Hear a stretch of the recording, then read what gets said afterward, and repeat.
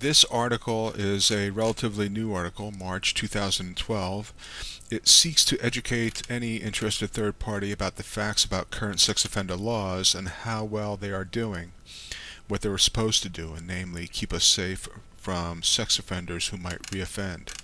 It's written by Professor Heather Kucklow from New York Law School and Professor Michael Perlin, Director of International Mental Disability Law Reform Project, also from the New York Law School. The title of the article is called Preventing Sex Offender Recidivism Through Therapeutic Jurisprudence, Approaches and Specialized Community Integration.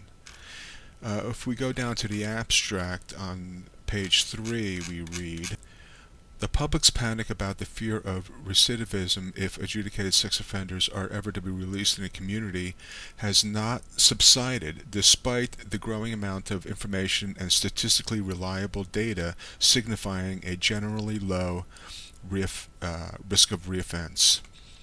In other words, the general public's ignorance and fear about sex offenders hasn't changed over the past 10 years, even though study after study tells another story.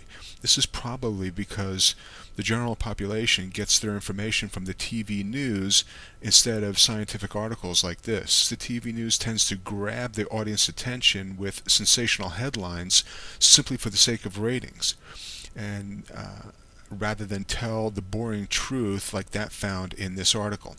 God forbid if they actually were to do that, tell the truth, someone might call them a pedophile sympathizer and people might stop watching, and that would be a disaster. So the TV news is not motivated to disseminate the truth about sex offenders by using this kind of scientific evidence. So let's move on to page 4.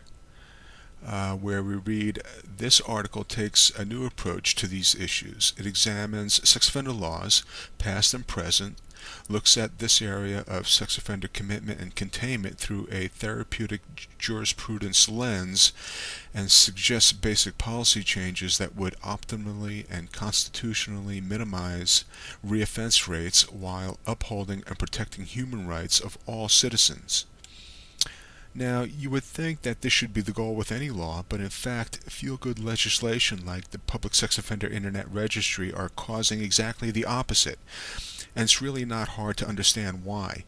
Whenever anyone coming out of jail is met with strong discrimination, hatred, and oppression, it actually increases their risk of recidivating.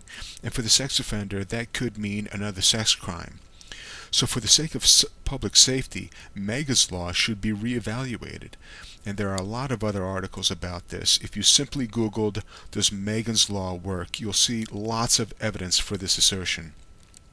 So when parents say, "I need Megan's Law to be aware of potential threats in my neighborhood," what they're really saying is, "I don't care if this law causes your kid to get hurt, as long as I can use it to protect my kid." Which is a really dumb thing to say for lots of reasons if you would only think about it. Now, this is a very long article. It's 78 pages long, but if we go down to the findings, page 77 actually, it reads, "Residency restrictions should be completely dismantled due to their anti-therapeutic effect and unfounded ability to have any impact on diminishing reoffense and making communities safer. If we choose to still have some form of community monitoring, it must be done through an individualized assessment of risk, likelihood, and danger based off of credible peer-reviewed studies and ethical evaluations.